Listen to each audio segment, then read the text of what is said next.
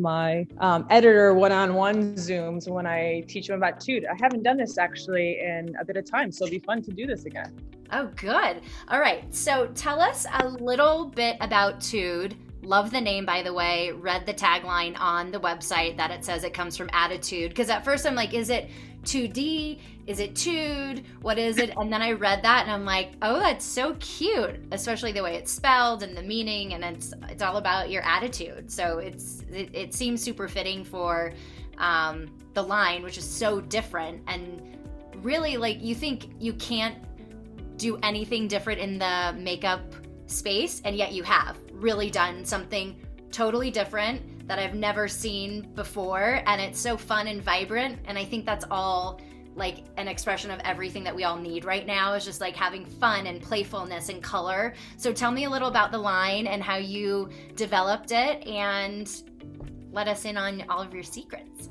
Amazing. Today's a good catch up on some tea today together. TooD is short for attitude. You're absolutely right. And it really started from my own story and struggle with always having perhaps a negative attitude about myself. But really, it was about the ability that we all have, this personal agency, where at any moment we can pivot how we feel about ourselves, how we feel about perhaps beauty standards that were passed on to us generationally through our family, through our heritage, how we have felt in the media that we had to look a certain way. And a la the unibrow, I always felt like a beauty outsider. And only until that moment where I said to myself, I can change how I feel about myself, and that can ultimately change my inner and outer world, did I realize that was the secret sauce that really helped change my life in a very positive trajectory. But also, that's a universal message that can be applied at any age. Totally. So that's why TooD is TooD. Love it. And TooD is really about reminding people that we are all creators, and we're all multi-hyphenates, and we're all non-binary. And what I mean by that is we can be this and we can be that, hence the brow color cream names. I wanted to show oppositions because I think we've been conditioned to feel we need to have a role assigned to us. Like, you maybe identify yourself as a mother, as a business owner, as a perfectionist, whatever titles and narration you had given yourself, and then you try to live your life filling in that role. I wanted to remind everyone that we actually are all of these things. And so that's a lot of the reason why with the brow color cream names, whether it's real and fake, we can all be real and we can all be fake. There's brother, sister, sun and moon, inner, outer, past, present. These are to remind ourselves of the non-binary that we all contain within us, and to permit ourselves creatively to go there. I realized my whole life as a multi-hyphenate, I struggled with that because no one could, if someone said, what does Shari Siadat do? No one could answer it. And that actually made me feel bad about myself instead of looking at that as a cool thing about myself. And I realized that is because we've been conditioned in this world to need to be something. As soon as you're born, you're asked, what do you want to be when you grow up? Because people want to categorize you. And I am here to say, no longer do we need to be categorized. We can be all of the rainbow spectrum. And with TooD, and really the spirit behind this beauty line is to say, like, we don't have to ever feel like we have to contour, conceal, highlight, do these things that made us feel there was one certain way to look. I make a commitment to the brand that I will never invest in developing concealer or any of these things that need us to like shield who we actually are. I only wanted to invest in products that actually brought innovation to the space, whether it's in clean beauty with the ingredients or in a performance and in color, but also those that allow us the joy of self-expression to say we can add colors and crystals on parts of ourselves that we held in shame or in joy, but whatever it is, we all feel different at all moments of the day. So it's about pausing and seeing how I feel, honoring that, doing the inner work, and then visually displaying that on your face and body. Right? So it's to say that the brow color cream can't go on your happy trail. Right. Just saying. Love it. What are some of your go-to colors? Like, what do you find yourself gravitating towards in the line? It's funny. It's always changed. This is like my little TooD kit. I think when I first started, I was really into Brother Sister, which is I'm just trying to get it right now for you. It's like a holographic blue, like blue, that what I loved about it is when you place it on your skin, it totally changes. So when I put it on my skin, it will come out a different way than it would come across on yours. Here it is right here. Oh, I love that. So it depends on your, oh, that's gorgeous. So it's very much like a mood ring. So I can even show you. Wow. Oh, that's so pretty. And in the campaign that we shot, that was the color that was on my eyebrows. Okay, yeah. But some people may read that as purple. Like I've had people say, oh, the girl with the purple unibrow. I love like actually seeing how people wear TooD. I never wanted to have tutorials for that reason, because I never wanted to tell someone what they want to do with it. Especially because it's so multi-purpose. Like you explained, it can be for any part of your body, male, female, child, grandmother, it doesn't matter. It's really for anybody who wants to self-express with makeup in a different way. You nailed it. I'm hiring you for my PR. So my friend Estelle doesn't wear it on her brows, but she does this thing. She takes sun and moon, and then she just does like one little dab here. Oh, that's so cute. So you pro tip people. There. Pro tip. And that's it. And it really just like adds like a little sparkle to your eye. Yeah. And it's so subtle. And so she says like, Shari, I carry sparkle and joy with me every day. I have my little bit of TooD. Cute. And I love that. So I like to actually use a Sleep Awake as an eyeliner. And here's actually a look that will build upon this. So if we have the little dot of sun and moon and like an eyeliner, I can actually just draw this out. And the brush is so unique too. It looks. Thank you so much. Yeah. I wanted to have an applicator that could go anywhere. And that's why for a brow color cream, I didn't use a mascara wand, because that would only allow you to put it into hair. Here's another color called Sweet and Sour that I loved. And this is kind of like the pink version of Brother Sister, but I love this also as a highlighter. Love that I can put here. And it just gives you a little bit.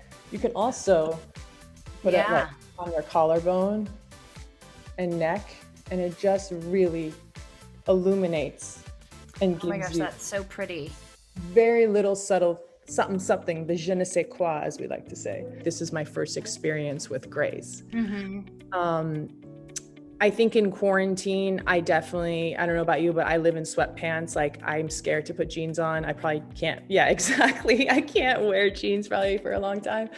And I haven't really worn a ton of makeup. I've actually been using a lot of my soap brows, which I can show you. Oh yeah.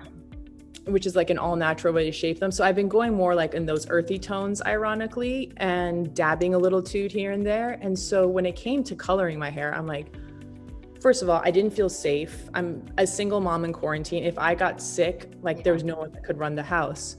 So I said to myself, let me see how I feel after a year. And now that I'm here, I'm like, okay, I kind of want to see it fully transformed. And then I told myself just 2 weeks ago that I think I'm going to color it again. Yeah. But I need to, and I want to have this relationship with it where I can come back to it, grow it out, and then color it again and not feel like for the rest of my life I'm gray. That's actually like a very good thing that where you said people don't talk about. It's like, you know, like you're in one sense it's very inspiring for people, but then in the other sense it's like this like, oh, we're getting old and 40 is such a significant time, or at least it has been presented at such a significant time, especially in a woman's life. They're getting older, potentially not able to have children after, you know, it's like I've struggled with that 1,000%, because you get to a point where you're just like, oh wow, am I like out of, is this it? Yes. And then my husband reminds me, which is good, he's like, when we're 60, you got to remember when you're 40. And like my dad is 70, he goes, I wish I was 40. So it's like, it's just being in that present moment, but there's so much other noise that sometimes it's hard to stay put. And do you need me to show you the soap brow? Yeah, I want to see the soap brow. Yeah, I forgot. Really quickly for you. So no, it's great. I definitely want to see that. This is a TooD brush. It's Okay. made out of recycled bamboo, and these are natural bristles that I had made sure to put on it. I'm just getting it wet in a bowl, but you would normally get this wet under a faucet. Okay. And then our soap brow comes in a tin. I just took it out. Oh, I saw that. Yes. Okay. It's all coming together now. Made out of recycled metal and made with food and soy ink. So it's totally recyclable. You don't have to worry about it. And that was really important to me when we picked our packaging. So I have a little bit of product Yep. on. I'm just going to brush off the excess. And so this is an all natural way to fluff, accentuate, style, editorialize your brows. And, you know, people talk about wanting to get microbladed, and I call this the natural microblading. So I've just like, look at how much it voluminizes the brows. So you can do, you know, people want that spiky editorial look. That's how you get it. Or you can just, if you want more of a traditional style, you can kind of brush it down. And if you touch it afterwards, it just stays, it's not crunchy. Sometimes those like eyebrow gels and flaky. And this is a vegan vegetable-based glycerin soap. So it's all natural too. And it actually nourishes your eyebrow hair.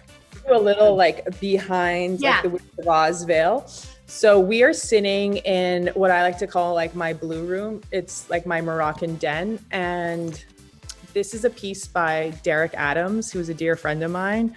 And this is like a one of one that he made for a museum show in London that had to do with waterfalls. Let me stand up. Gorgeous. And give you a better look. And I know there's a reflection. And then I love Moroccan kind of pillows. And this is from my dear friend Winnie. Do you know the store Warm? Yes. So these are from Winnie from Warm, and those same with those tie-dye blankets. Oh my gosh, those shell pillows. For everything. And so when I sit here and do my one-on-one Zooms with editors, telling them about TooD, I kind of have my own makeshift. Like I have journals, I love like colored pencils, and have all the products here handy so I can do these, you know, just sessions and demo the product. Here's a sneak peek into my closet. I've pulled some pieces. Yeah, let's see some of your favorites. I'm a big basketball player, so like Air Jordans is like a must-have for me. But I also am such a huge fan of pumps because I'm a dancer, and these Yves Saint Laurent pumps, and I have them in many, many colors. Gorgeous.